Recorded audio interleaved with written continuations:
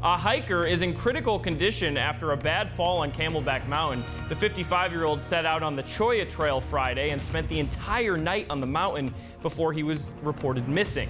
Firefighters say he was actually presumed dead because he wasn't moving when they first spotted him in the ravine near the top of that trail. Luckily, though, they were able to reach him, discovered he was still breathing, and rushed him to the hospital where he is still in critical condition.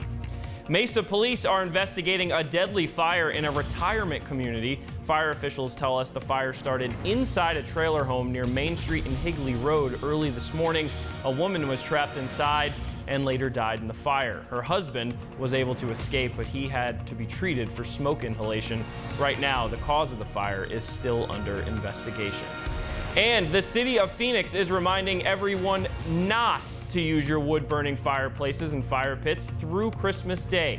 They put a burn ban in place for the metro area from today until Tuesday.